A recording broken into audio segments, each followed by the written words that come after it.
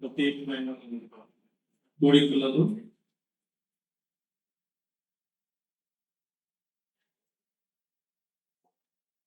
ఇంకో దేవుని రాష్ట్రంలో శామవంతి గారు, కోశిమతి గారు దేవుని రాష్ట్రంతో కలిసి ఈ సభలో పాల్గొనడానికి వాక్యము పంచుకోవడానికి అనుగ్రహించిన మంచి సమయాన్ని బట్టి ప్రభుని స్తుతిస్తూ ఉన్నాను. ప్రేమతో ఆహ్వానించిన స్థానిక సంఘానికి, అనుబంధ సంఘానికి, సంఘాలకు వచ్చిన పెద్దలకు, సేవకులకు, పరిశుద్ధులందరికీ ప్రభుని యేసుక్రీస్తు వందనాలు తెలియజేస్తున్నాను. ఈ ఉదయకాలం మన జ్ఞానం కొరకై దేవుని వాక్యాన్ని మనం చదువుకుందాం. అపోస్తలుడైన పౌలు ఎఫెసీయులకు రాసిన పత్రిక 5వ అధ్యాయం. ఎఫెసీయులకు రాసిన పత్రిక 5వ అధ్యాయం 8 నుండి 10 వరకు చదువు.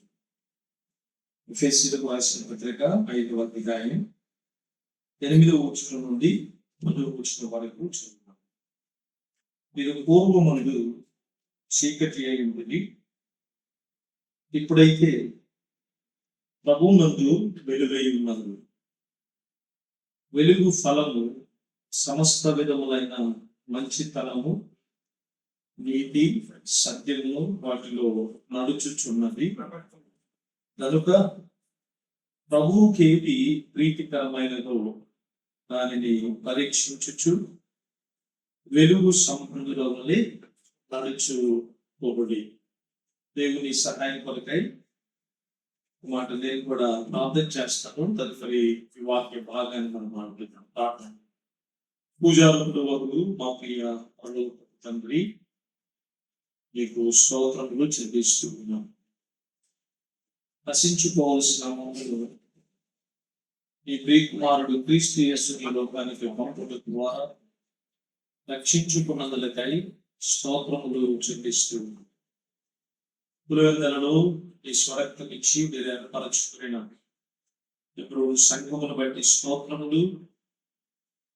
ఈ స్థానిక సంఘము ద్వారా ఈ దినము రేపు మరునాడు కూడికలు జరిగించడానికి మీకు ఇష్టపడి స్థానిక సంఘము మేమంతా ప్రార్థించి నిరీక్షించినట్లుగా ఈ 3 దినాలు మా ఎదురు తీసుకొని వచ్చారు. దేవా మీకు స్తోత్రము.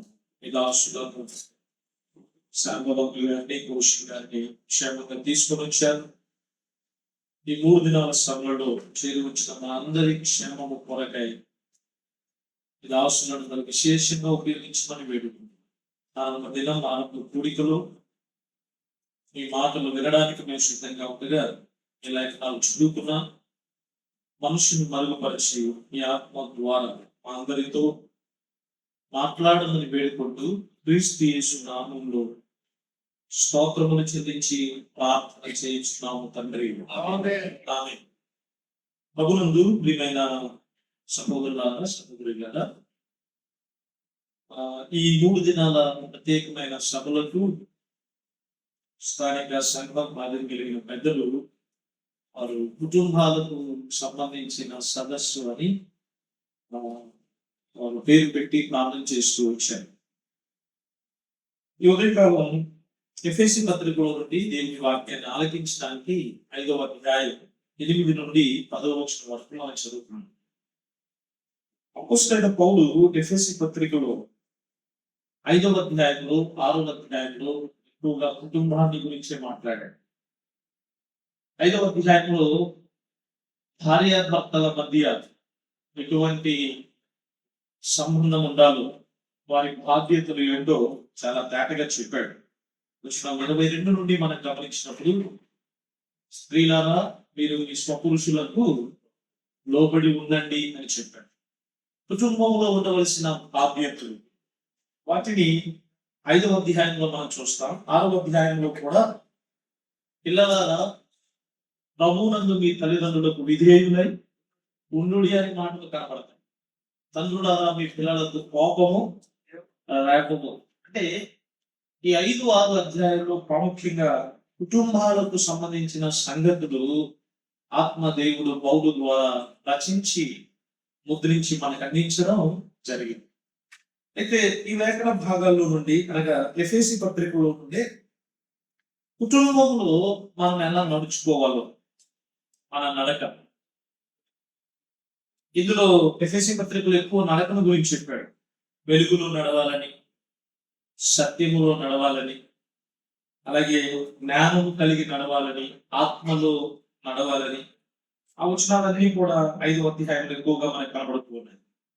అలాగైతే నాకు ఇవ్వబడిన సమయాలలో మన నడక ఎలా ఉండాలో నేను మీతో పంచుకోవాలని ఆశపడుతూ ఉన్నాను. ఉదయకాలం మనం చదివిన లేఖన భాగాల్లో నుండి వెలిగింపబడిన మనము ఎలా నడుచుకోవాలో, ఎక్కడ నడవాలో ఆ మాటను మనం గమనిస్తున్నాం. వచనం 10లో చెప్పాడు, ప్రభువుకేది ప్రీతికరమైనదో దానిని పరీక్షించుచు వెలుగు సంబంధుల వలె నడుచు కొనుడి అన్నాడు. వెలుగు సంబంధుల వలె నడుచు కొనుట అనేది ఎవరికి ప్రీతికరము అన్నాడు? ఎవరికి? ప్రభువుకి ప్రీతికరము అన్నాడు. ప్రభువుకు ఏది ప్రీతికరమైనదో దానిని పరీక్షించుచు, ప్రభువుకి ఏది ఇష్టమో, ఆయన ఏది ఆశిస్తాడో, ఏది కోరుకుంటాడో దాన్ని పరీక్షించి తెలుసుకొని అలాగూ నడవాలి అని పౌలు హెచ్చరిస్తూ ఉన్నాడు. ప్రభువుకి ఏది ప్రీతికరమైనది అంటే వెలుగు సంబంధుల వలె నడుచు వాడ. కుటుంబంలో ఈ వెలుగు అనేది చాలా అవసరం. ఒకప్పుడు మనం ఎవరు అంటే 8వ వచనంలో చెప్పాడు, పూర్వము మీరు చీకటి అయి ఉంటిరి అన్నాడు. ఏమై ఉన్నారంట? చీకటి. బైబిల్లో ఈ వెలుగు, చీకటి అనే పదాలు వేరే ప్రాముఖ్యమైన అర్థాన్ని కూడా సూచిస్తూ ఉన్నాయి.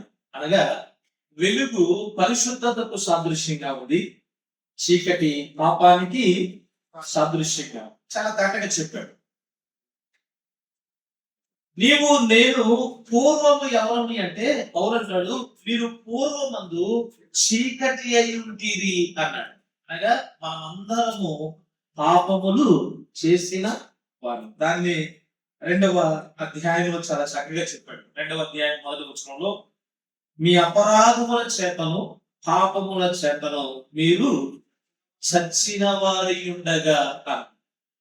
పూర్వమందు మనము చీకటి అయి ఉన్నాము అంటే మన అపరాధముల చేత, మన పాపముల చేత మనం ఏమేమంట చచ్చిన వారమై, అంటే మనలో వెలుగు ఎంత మాత్రము లేదు. యెషయా గ్రంథం 1వ అధ్యాయం 6వ వచనాల్లో మనం చదువుతాం, అరికాలు మొదలుకొని నడినెత్తి వరకు పచ్చిపుండు గాయాలు, అంటే పూర్తిగా పాపముతో నిండిపోయి ఉన్నాం. మనలో ఏ రవంతో కూడా వెలుగు అనేది, పరిశుద్ధత అనేది లేనే లేదు. అయితే ప్రభు స్తోత్రం. కొరింథీ 2వ పత్రిక 4వ అధ్యాయంలో ఒక వచనాన్ని చదువుదాం. కొరింథీ 2వ పత్రిక 4వ అధ్యాయం వచనం 5, 6 మనం చదువుదాం. అంధకారములో నుండి వెలుగు ప్రకాశించును గాక అని పలికిన దేవుడే తన మహిమను గుర్చిన జ్ఞానము యేసుక్రీస్తునందు వెల్లడి పరచుటకు మా హృదయములలో ప్రకాశించెను. చాలు కదా. పౌలు అంటాడు, మనము చీకటి సంబంధులం, మనలో వెలుగు అనేది ఎంత మాత్రమును లేదు. మనము చీకటి సంబంధమై ఉండగా అంధకారంలో వెలుగు కలుగుగా అని ఆజ్ఞాపించిన దేవుడు. ఆరంభములో భూమి నిరాకారముగాను శూన్యముగాను చీకటితో నిండిపోయి ఉన్నది. అంధకారంలో వెలుగు ప్రకాశించుగాక అని పలికాడట. అంటే పగటిని ఏలుటకు ఆయన పెద్ద జ్యోతిని వెలిగించాడు. రాత్రి వేళ వెలిగివ్వడానికి చంద్రుడిని వెలిగించాడు. ఒక్క మాటతో దేవాతి దేవుడు ఈ ప్రపంచానికి వెలిగివ్వడానికి రెండు పెద్ద జ్యోతులను ఆయన ఏర్పాటు చేశారు. ఏ దేవుడైతే ఆ పెద్ద సూర్యుడిని చంద్రుణ్ణి ఆకాశములో కలుగ చేశాడు, అదే దేవుడు మన హృదయాలలో ఏం చేశాడట? ప్రకాశించాడు అన్నాడు. పూర్వము మనం చీకటి సంబంధులం, కానీ మనలను వెలుగు సంబంధులుగా చేయడానికి ప్రభు అయిన యేసుక్రీస్తు వారు ఆయన ఏ ఆజ్ఞను జారీ చేయాల. సూర్యుడు కలుగుగాక అన్నాడు, చంద్రుడు కలుగుగాక అన్నాడు. కానీ చీకటి అయి ఉన్న మానవుని వెలిగించడానికి మానవుడు వెలుగు సంబంధి అవును గాక అని ఆయన పలికాడా? మానవునిలో వెలుగు కలుగును గాక అని దేవుడు పలికాడా?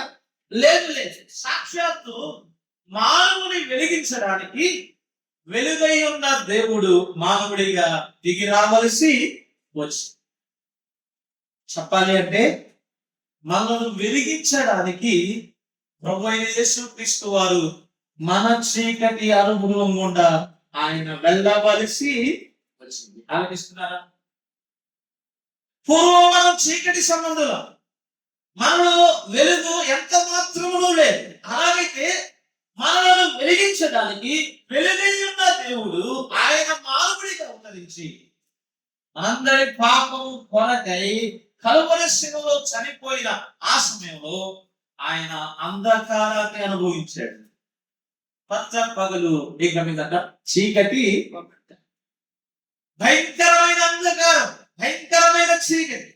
అగాధ చీకటిలో క్రీస్తు ప్రభువారు ఆయన చేదైన అనుభవాన్ని అనుభవించి తన ప్రాణము పెట్టడం ద్వారా ఆయన నిన్ను నన్ను ఏం చేశాడు?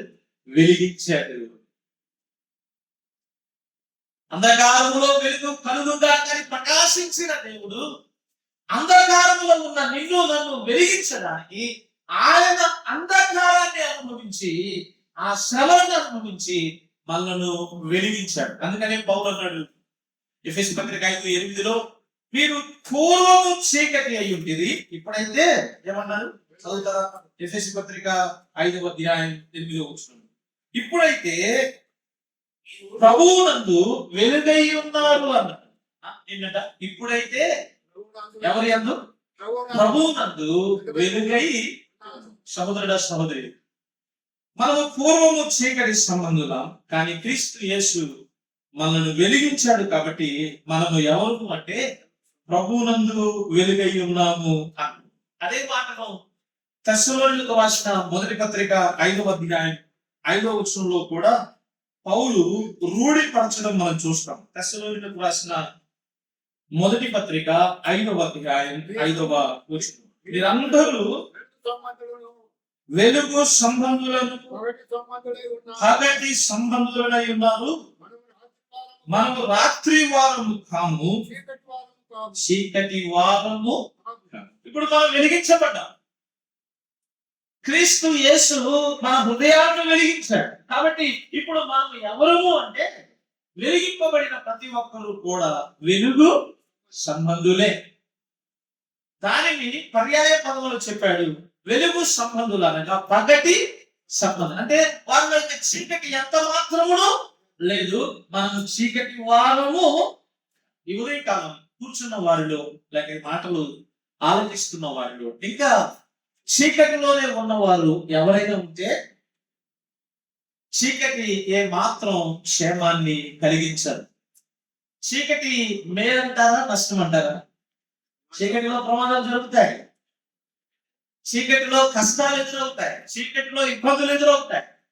అలాగైతే నీవు ఆ చీకటిలోనే ఉంటే, ఆ పాపములోనే ఉంటే నీవు నష్టపోతావు.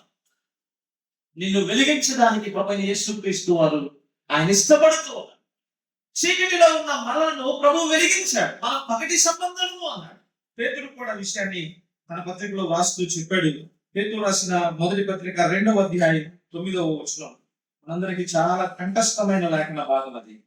పేతురు రాసిన మొదటి పత్రిక 2:9. అయితే మీరు చీకటిలో నుండి ఆశ్చర్యకరమైన తన వెలుగులోనికి మిమ్మును పిలిచిన చీకటిలో నుండి ఎక్కడికి పిలవబడ్డామంట? ఆశ్చర్యకరమైన తన వెలుగులోని. కొరింథీ పత్రిక 2 కొరింథీ పత్రిక 6వ అధ్యాయం చాలా తాటగా చెప్తాం. చీకటికి వెలుగుకి పొత్తు లేదట, సంబంధము లేదు. అసలు ప్రభువు మనల్ని ఎంతగా వెలిగించాడు అంటే అసలు ఇక సంబంధము లేనంతగా ఆశ్చర్యకరమైన తన వెలుగు అని. అలాగైతే ఎవరి కాలం ప్రియ సోదరి సోదరుడా, నీవు నేను ఒకప్పుడు మనము చీకటి వారమే, కానీ ఇప్పుడు మనం ఎవరు మాట? వెలుగు సంబంధం. అదే పౌలు చెప్పాడు, పూర్వము మీరు చీకటి అయ్యింది, ఇప్పుడైతే ప్రభువునందు వెలుగై ఉన్నారు. ఇప్పుడు ఏం చేయాలి? మీరు వెలుగు సంబంధులుగా నడుచుకోవాలి. ఈ కాలం మనకున్న సమయంలోనే వెలుగు సంబంధులుగా నడుచుకోవాలి అంటే ఏం చేయాలి? ఒక మూడు మాటలు జ్ఞాపకం చేసుకుని దాటికి పోదాం. మొదటి మాట మత్తయి సువార్త 6వ అధ్యాయం 22వ వచనాన్ని మనం చూద్దాం. మత్తయి సువార్త 6వ అధ్యాయం 22వ వచనం. దేహమునకు దీపము కన్యే గనుక నీ కన్ను తేటగా ఉండిన ఎడల నీ దేహమంతయు వెలుగుమయమై ఉండును. మొదటి మాట, ప్రభువైన యేసుక్రీస్తు వారు ఆయన కొండ మీద ప్రసంగంలో మత్తయి సువార్త 5వ అధ్యాయం 6వ అధ్యాయం 7వ అధ్యాయంలో ఉన్న ఈ సంగతులు, ఇవి ఎక్కడ చెప్పిన సంగతులు అంటే కొండ మీద చెప్పిన సంగతులు. కొండ మీద ప్రసంగము అనేది యేసు ప్రభు వారు చేసిన బోధలలో చాలా ప్రాముఖ్యమైనటువంటి బోధ. ప్రభు మాట్లాడుతూ ఆయన ఏమంటున్నాడంటే, దేహమునకు దీపము ఏంటంట? కన్ను. నీ కన్ను తేటగా ఉంటే నీ దేహమంతా వెలుగుమయమై ఉంటుంది అన్నాడు. కళ్ళున్న వారికి చీకటి వారికి అర్థం కాదు. అందులో మీరు అడగండి, గుడ్డి వారిని అడగండి, కళ్ళు లేని వారిని, ఎంత కష్టంగా ఉంటది. వారు అడుగు బయటకు వెయ్యాలన్నా కష్టమే, వారికి అవసరంగా ఉన్న వస్తువు ఏదైనా తీసుకోవాలన్నా కష్టమే, ప్రతి దానికి కష్టమే. చీకటి చాలా ప్రమాదకరమే. మనము వెలుగు సంబంధులుగా నడుచుకోవాలి అంటే ప్రభు చెప్తూ ఉన్నాడు, దేహానికి దీపము కన్ను. నీ కన్ను తేటగా ఉంటే దేహం అంతా కూడా ఎలా ఉంటుందంట? వెలుగుమయమై ఉంటుంది. అంటే మొదటి మాట ఎలా చెప్తున్నాం? వెలుగు సంబంధులుగా మనం నడుచుకోవాలంటే కంటిని కాచుకోవాలి. దేని కాచుకోవాలి? కంటిని. ఈ కన్ను తేటగా ఉంటే, ఈ కన్ను పరిశుద్ధతను కలిగి ఉంటే దేహం అంతా కూడా వెలుగుమయముగానే. ఆది కాండము నుండి కూడా మనం గమనించినప్పుడు భక్తులు పడిపోవడానికి, అనగా వెలుగైన వారు చీకటి సంబంధులుగా మారిపోవడానికి కారణం ఏంటో తెలుసా? కన్నే. ఆదాము హవ్వలు ఏదైనా తోటలో, ఆ మాట చాలా తేటగా మనకు కనబడుతుంది. వారు మొదట ఏం చేశారంట? చూచి అంట. వారు తినకూడదన్న పండును తిన్నారు, అపవిత్రులయ్యారు, ప్రభువుకి విరోధంగా పాపము చేశారు, చీకటి సంబంధులయ్యారు. వారి పండును కోయడానికి ముందు, తినడానికి ముందు వారు ఏం చేశారంట? వారు చూచి. చూస్తారా అన్నమాట. వచ్చిన 3వ అధ్యాయం, ఆది కాండము 3వ అధ్యాయం వచ్చిన ఆ స్త్రీ ఆ వృక్షము ఆహారమునకు మంచిదియు కన్నులకు అందమైనదియు వివేకమిచ్చు రమ్యమైనది ఉండుట చూచినప్పుడు ఆమె దాని ఫలములలో కొన్ని తీసుకొని తిని తనతో పాటు తన భర్తకు కూడా తను ఎప్పుడు తీసుకొని తినదట? ఎప్పుడు? చూచి. అనగా ఆదాము హవ్వల జీవితంలో చీకటి ప్రవేశించడానికి, పాపము ప్రవేశించడానికి కారణము ఏంటంట? కన్నే. జాగ్రత్త. ఆది కాండంలోనే అబ్రహాము గొర్రెల కాపరులకు, లోతు గొర్రెల కాపరులకు కలహము వచ్చినప్పుడు లోతు అబ్రహాము నుండి వేరైపోయాడు. అబ్రహాము నుండి వేరైపోయి అతడు చీకటిని ఎంచుకున్నాడు. సొదొమ గొమొర్రాల పట్టణం బహు భయంకరమైన పాపముతో కూడిన పట్టణం. ఆ పట్టణాన్ని అతడు కోరుకోవడానికి మొట్టమొదటి జరిగిన సంభవం ఏంటో చూడండి. ఆది కాండము 14వ అధ్యాయానికి రండి. ఆది కాండము 14వ అధ్యాయం 10వ వచనం చదువుదాం. 14:10. క్షమించండి, 13:10. క్షమించండి, 13:10. ఆది కాండము 13:10. లోతు తన కన్నులెత్తి యోర్దాను ప్రాంతం అంతటిని చూసింది. ఇక్కడ సందర్భం మనం ఎరిగింది. అబ్రహాము గొర్రెల కాపరులకు, లోతు గొర్రెల కాపరులకు ఏమొచ్చింది?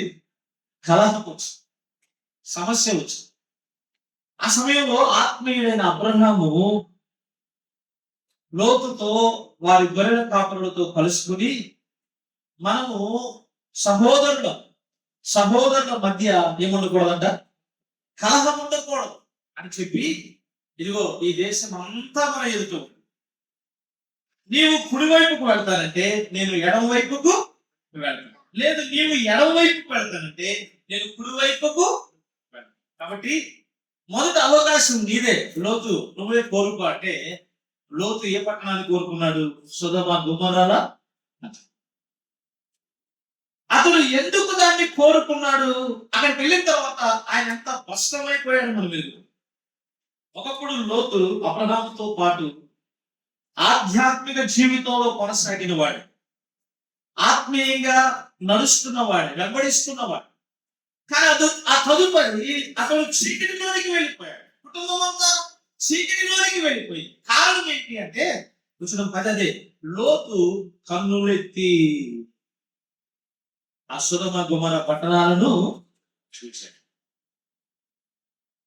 వారు పతనమైపోవడానికి, వారి చీకటి సంబంధులు అవడానికి కారణము ఏంటి అంటే కంటిని కాచుకోలేక.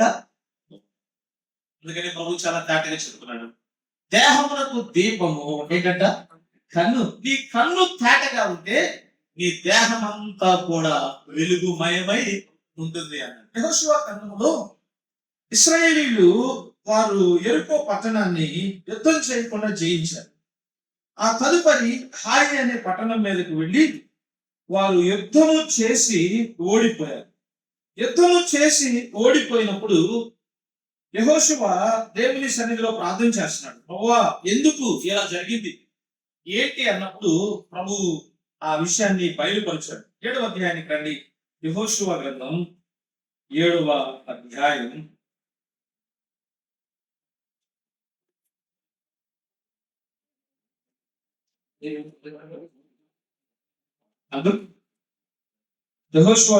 7వ అధ్యాయం వచనం 24 చూడండి.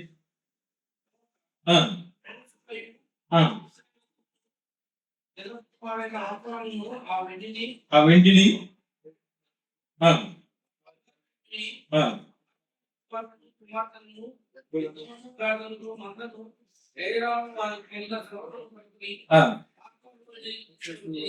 చాలు 21 కూడా చూడండి. 21 దోపుడు సొమ్ములు, ఒక మంచి షీనారు కై వస్త్రమును, 200 తులముల వెండిని, ఎత్తుగల ఒక బంగారు కమ్మిని చూచి వాటిని ఆశించి తీసుకొంటిని, తర్వాత దాచిపెట్టి.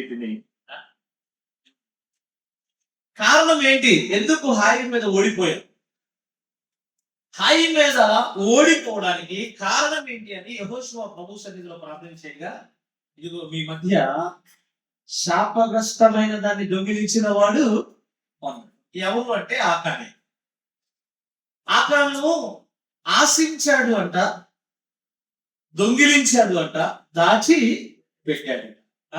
ఆశించాడు, దొంగిలించాడు, దాచి.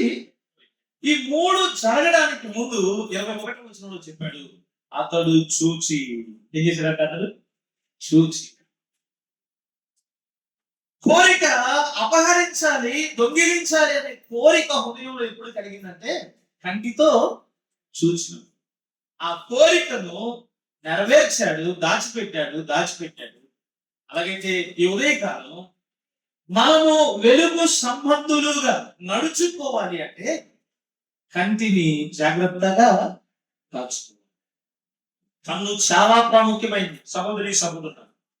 మన వ్యక్తిగత జీవితంలో అయినా, మన కుటుంబ జీవితంలో అయినా, మన సంఘ జీవితంలో అయినా వెలుగు సంబంధులుగా మనము నడుచుకోవాలి అంటే, వెలుగు సంబంధులుగా మనం ముందుకు సాగాలి అంటే మనము కాచుకోవలసినది ఏంటది? కన్ను అన్నాడు. అది మొదటి మాట. రెండో మాట, యోహాను రాసిన మొదటి పత్రిక 2వ అధ్యాయం 9-10 వచనాలు చదువుదాం. యోహాను రాసిన మొదటి పత్రిక 2వ అధ్యాయం 9-10 వచనాలు చదువుదాం. తాను వెలుగులోనున్నానని చెప్పుకొంచు తన సహోదరుని ద్వేషించువాడు ఇప్పటి వరకును చీకటిలోనే ఉన్నాడు. 10 కూడా, తన సహోదరుని ప్రేమించువాడు వెలుగులో ఉన్నవాడు. రెండవ మాట చాలా తేటగా చెప్పాడు యోహాను.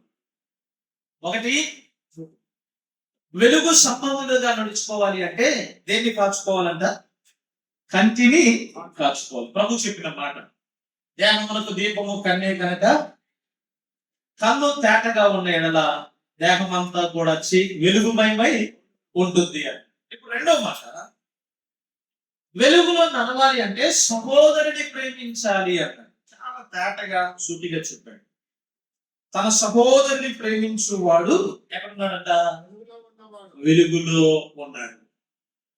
9వ వచనంలో చెప్పాడు, తన సహోదరుని ద్వేషించువాడు ఇప్పటి వరకు ఎక్కడున్నాడంట? చీకటిలోనే ఉన్నాడు. మనము వెలుగు సంబంధులుగా నడుచుకోవాలి అంటే ఎవరిని ప్రేమించాలి? సహోదరులను, కుటుంబ సభ్యులను ప్రేమించాలి. ఇది చాలా ప్రాముఖ్యమైనది. సంఘములో సహోదరులను, సహోదరులను ప్రేమించడం, ద్వేషించడం కాదు.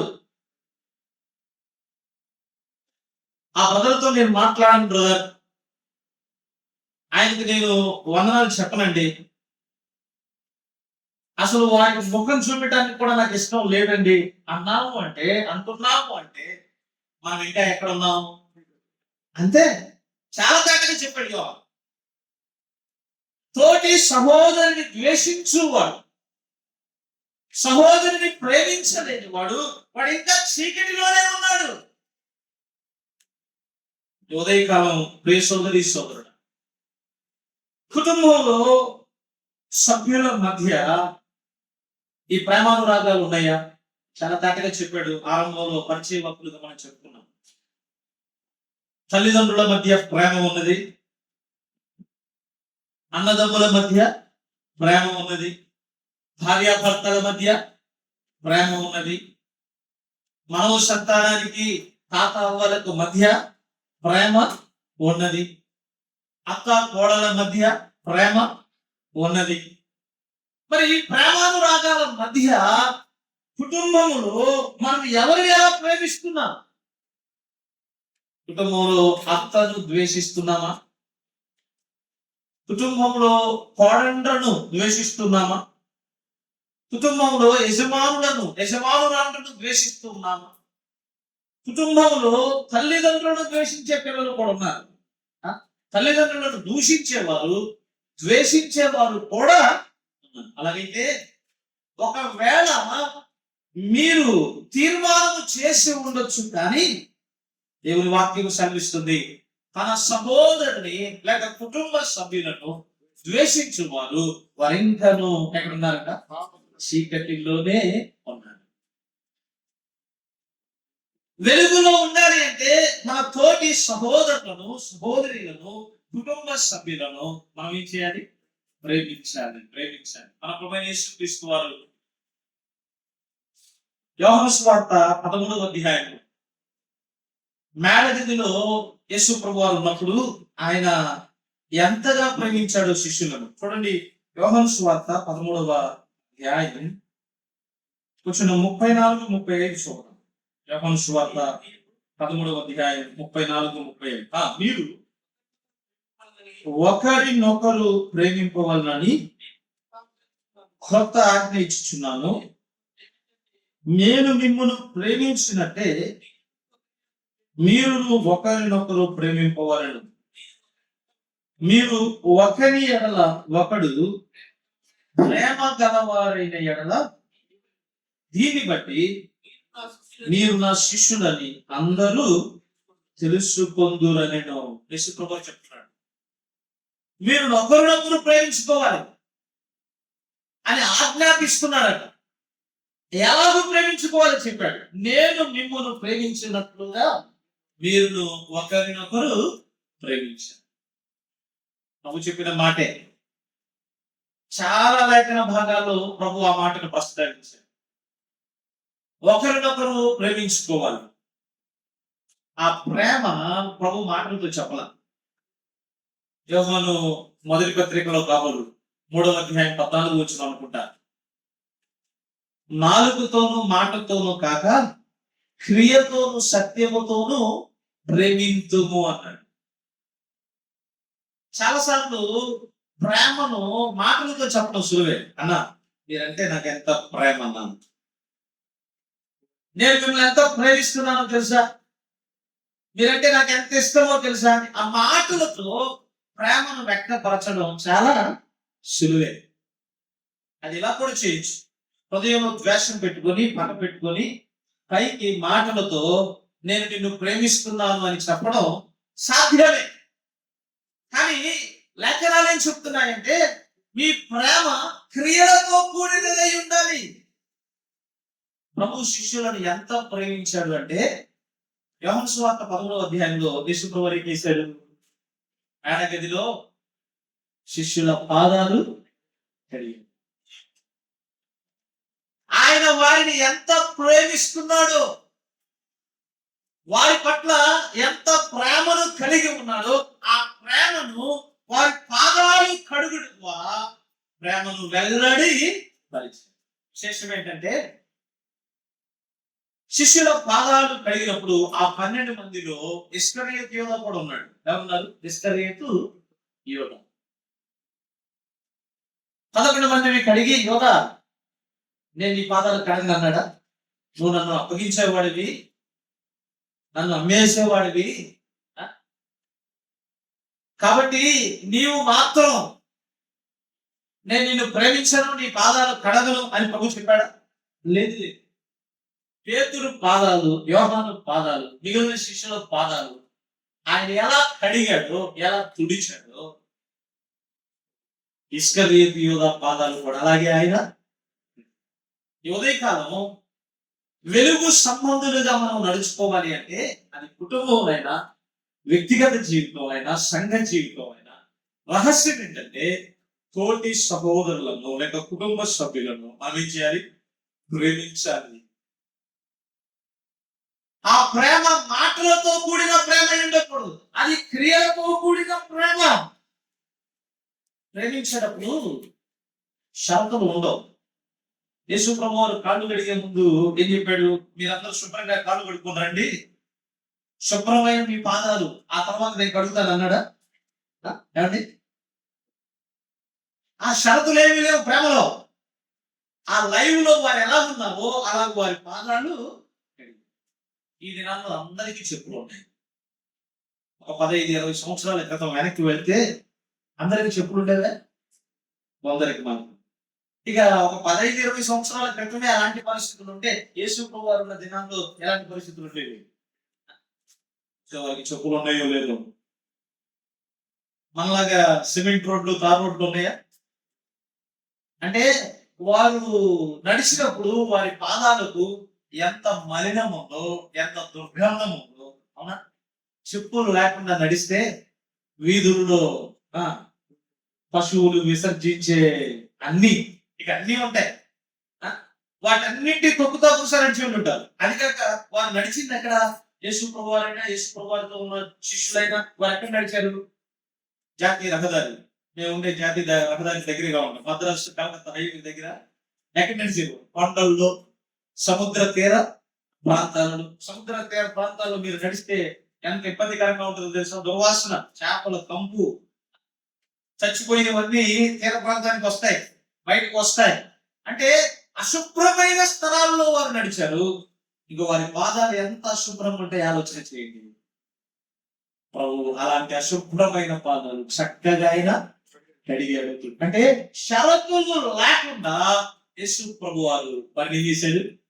ప్రేమించాడు. ఇప్పుడు ప్రభు ఏం మాట్లాడంటే, నేను మిమ్మును ప్రేమించినట్లుగా మీరును ఒకరినొకరు ఇది అంట ప్రేమించాలి.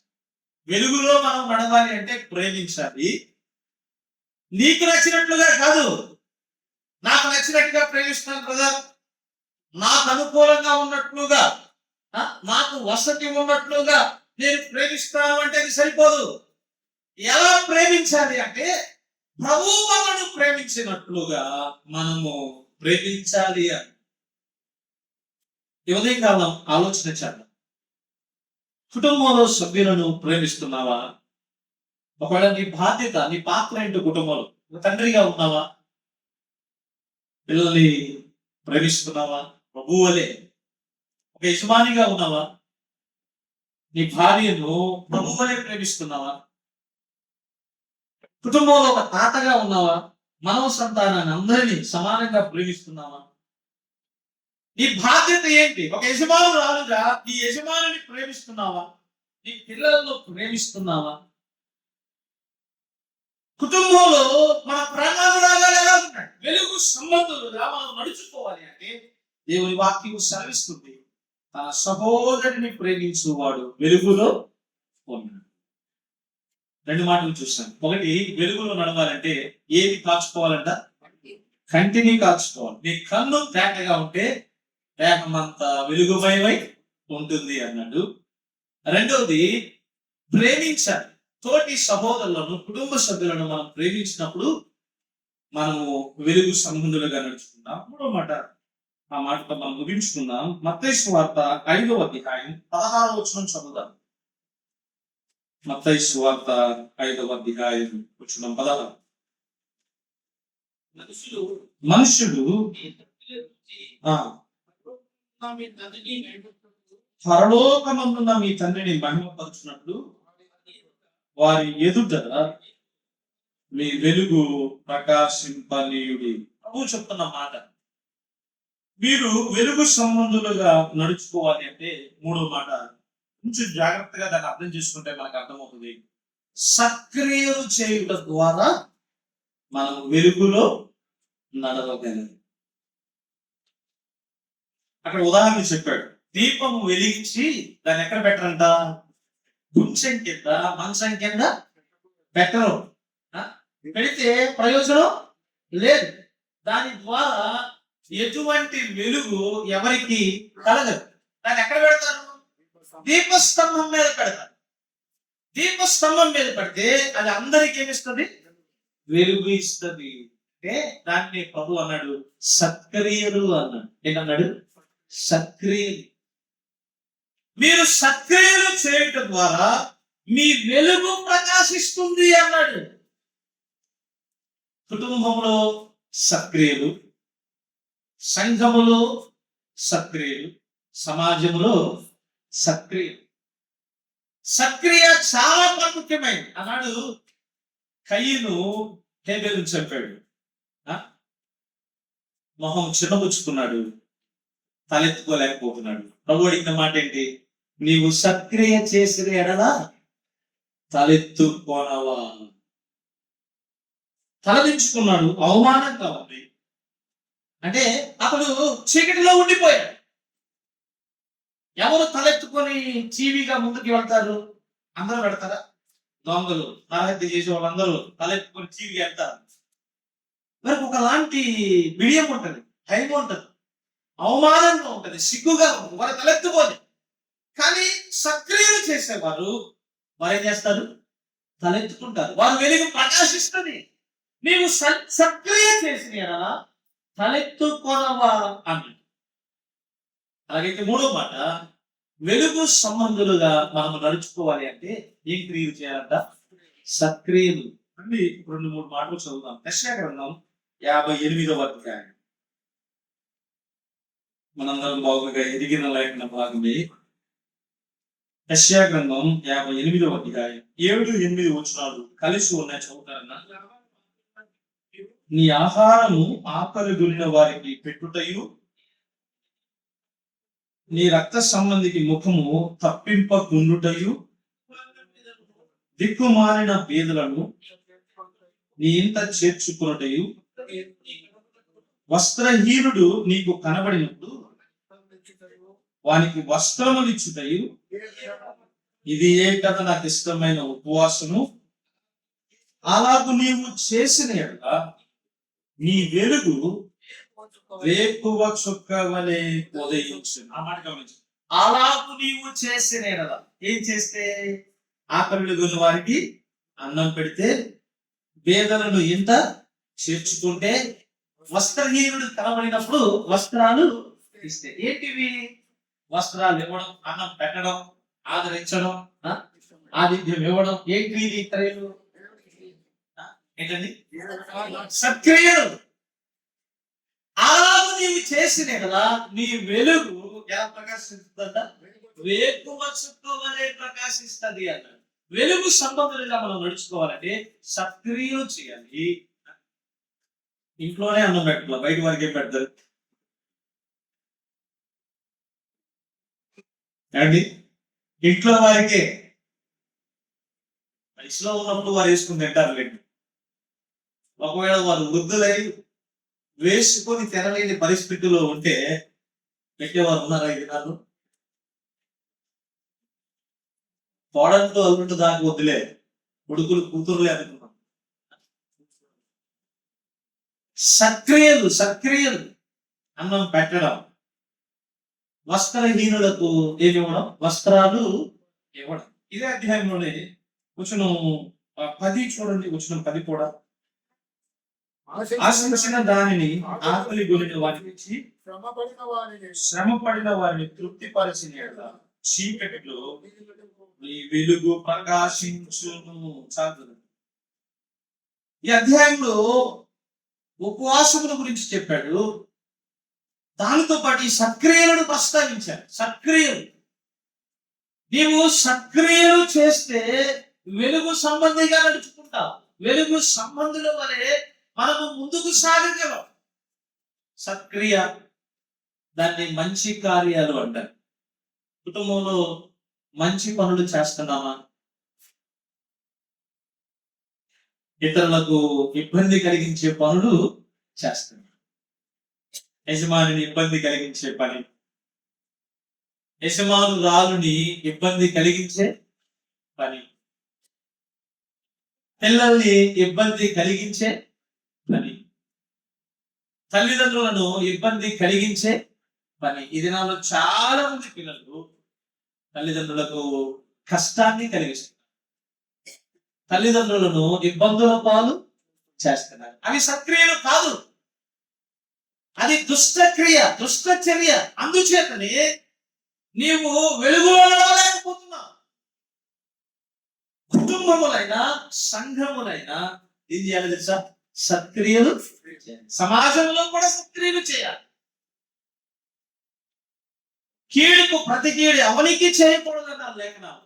ఒకవేళ ఎదుటి వ్యక్తి మనకి కీడు చేసినా ఆ వ్యక్తికి మనం మేలే చేయాలి తప్ప ఆ వ్యక్తి మనం కీడు చేయకూడదు. అబ్రహాం ఎంత సత్క్రియలు చేశాడు. భక్తులు తమ జీవితాలలో వారు ఎన్నో సత్క్రియలు చేశారు. వారి సత్క్రియలు చేయడం ద్వారా వారి వెలుగు ప్రకాశించింది. వారి వెలుగు వేకువ చుక్క వలె అది ముందుకు సాగింది. అలాగైతే ఈ ఉదయకాలం నేను ముగించిపోతున్నాను. ఎఫెసీ పత్రిక 5వ అధ్యాయంలో కుటుంబాలలో ఉండవలసిన బాధ్యతలు, 6వ అధ్యాయంలో కూడా కుటుంబాలలో ఉండవలసిన బాధ్యతలు బహుతేర చేతనిచ్చింది. ఆ లేఖన భాగాల నుండి నడక, ప్రేమలో నడవాలని, వెలుగులో నడవాలి అని, సత్యములో నడవాలని, జ్ఞానంలో నడవాలని, ఆత్మలో నడవాలని కొన్ని సంగతులు చెప్పాడు. వాటిని నాకున్న సమయంలో నేను తెలియచేస్తాను అనే ఆరంభం చెప్పాను. ఈ ఉదయకాలం ఈ ఆరంభ ధ్యానంలో వెలుగులో నడుచడం మనం చూసాం. 5వ అధ్యాయం 10వ వచనం ఆధారంగా పూర్వం మీరు చీకటి అయింటివి, ఇప్పుడు వెలుగు సంబంధుల వలె నడుచుతుంది. వెలుగు సంబంధుల వలె నడుచుకోవాలి అంటే ఏం చేయాలో 3 మాటలు మనం ఆలోచించాం. 1, కంటిని కాచుకోవాలి. 2, సహోదరులను ప్రేమించాలి అని చెప్పి సంఘానికి బలపం చేయబాకండి. కుటుంబములో అందరినీ ప్రేమించాలి. 3వది సత్క్రియలు. సంఘంలో ప్రేమానురాగాలు చూపాలన్నా, సత్క్రియలు చేయాలన్నా మొట్టమొదటి ఎక్కడ పెంచుకొని ఉండాలి? అది ఇంటిలో అలవాటు ఉంటే, ప్రేమించే అలవాటు ఇంట్లో ఉంటే సంఘంలో కూడా ప్రేమించాలి. సత్క్రియలు చేసే అలవాటు ఇంటిలో ఉంటే సంఘముల్లో కూడా చేయాలి. అలాగే వెలుగు సంబంధుల వలె మన వ్యక్తిగత కుటుంబ సంఘ జీవితంలో నడుచుకోవడానికి ప్రభు మనకు సహాయం చేయాలి. దైవ తండ్రి, స్తోత్రములు. ఈ ఉదయకాలం ఈ 3 దినాల ప్రత్యేకమైన కూడికలలో ఆరంభ దినం మీ మాటలు ఆలకించి ప్రకటించారు. వెలుగు సంబంధులుగా ఎలా మేము నడుచుకోవాలో క్లుప్తంగా మీ మాటలు ఆలకించి ఉండగా ఈ సంగతులు మా వెనుకలో దీవెనకరంగా, ప్రయోజనకరంగా చేయమని మాట్లాడవలసిన మీ దాసులను మరి విశేషంగా బలపరిచి ఉపయోగించి చేరి వచ్చిన సభంతటికి మేలు క్షేమం అనుగ్రహించమని క్రీస్తు యేసు నామంలో స్తోత్రములు చెల్లించి ప్రార్థన చేయించున్నాము తండ్రి. ఆమేన్. ఆమేన్.